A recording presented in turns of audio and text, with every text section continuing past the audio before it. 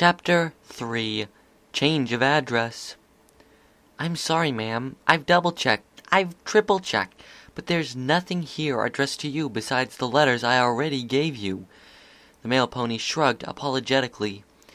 There has to be something else, Twilight insisted. Check again. He sighed.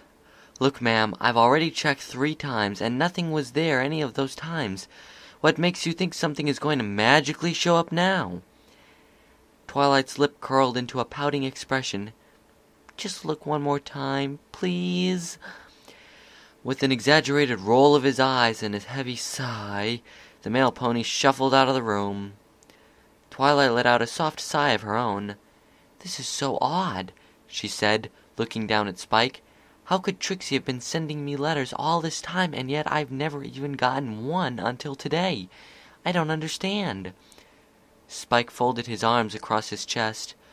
Don't you think you're overreacting just a bit? So what? Trixie sent you some letters. Big deal. It is a big deal, Spike. Didn't you read the letters? She seemed different than I remember her, and she thinks I've been getting all her letters. There must be a reason why she's sending me them in the first place. She closed her eyes in concentration. Think, Twilight, think. Why would Trixie send me letters? And what is she looking for? Spike stifled a yawn, interrupting Twilight's thoughts. Come on, Twilight. We've been here forever. That guy said he couldn't find anything, so why are you still asking him to look? Maybe we should just go back home. We can't go back yet, Twilight said determinedly. Maybe he missed something. There's no way a year's worth of letters just disappeared without a trace. That just wouldn't make sense. She tapped her hoof against the wooden floor, unconsciously, lost in thought. A few minutes later, the mail pony came back, a slip of paper clenched firmly in his mouth. Twilight's eyes lit up. He placed the paper on the counter and smoothed it out. Don't get your hopes up, he said. This is just a note I found back there. But, he asked, it does have your name on it. Twilight cocked her head to the side. She looked down at the little scrap of crumpled paper. Through all the tiny bumps and ridges, she could see that it did indeed have her name written on it. Multiple times, in fact. Request to have the mailing address of 1 Miss Twilight Sparkle changed has been approved by the Ponyville District Post Office, said Twilight as she read the note aloud. In the future, all parcels and packages addressed to Miss Twilight Sparkle of Ponyville should be directed instead to the neighboring district. She came to a sudden stop as she reached the end of the note. It was torn near the bottom, cutting off the last of the message. She held up the note to the mail pony. That's all you found? She asked. There wasn't anything else? No other letters or explanations for why my address was changed? He shook his head. I'm afraid not, ma'am. That's all I found. You're lucky I even found that, too. Darn thing was lying underneath some pony's desk, all crumpled up and covered in dust. I only found it because I dropped my hat by mistake and had to bend down to pick it up. There it was, just lying there all by its lonesome. But how am I supposed to know who changed my address, or why? Isn't there anything else you can do? He removed his mail pony's cap and scratched his head. Sorry, ma'am, I'm not sure how much I can help you. That note's almost a year old, he said, motioning towards the paper. Check the date at the top. Twilight squinted. She could barely read the faded lettering at the top of the paper. September 23rd, 1000, she read. So you can't tell me who submitted it? He shrugged. About the best I can do is point you in the direction of the neighboring district's post office. They might be able to tell you whose address you're on now, but I doubt we would have kept the records for an address change for this long.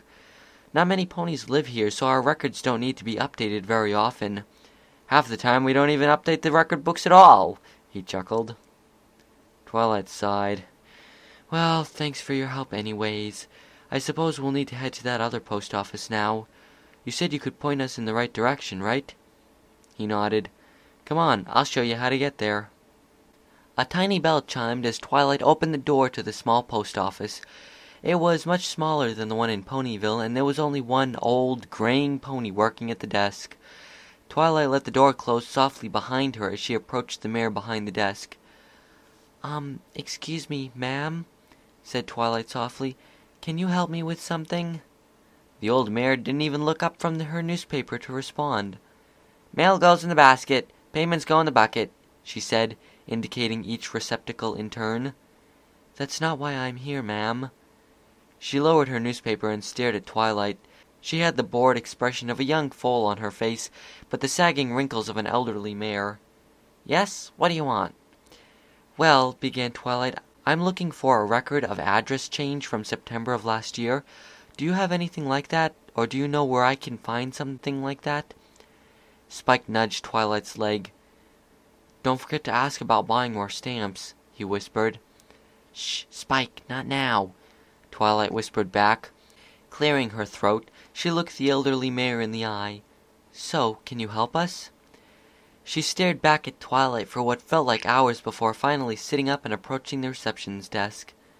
Records from September 1000, huh? Yeah, I got what you're looking for. With a heave and a grunt, she lifted a heavy-looking leather-bound folder onto the desk.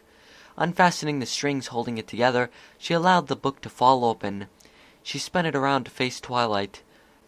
You'll find all the records of address, names, and any other information changes here. She flipped to the last third of the book.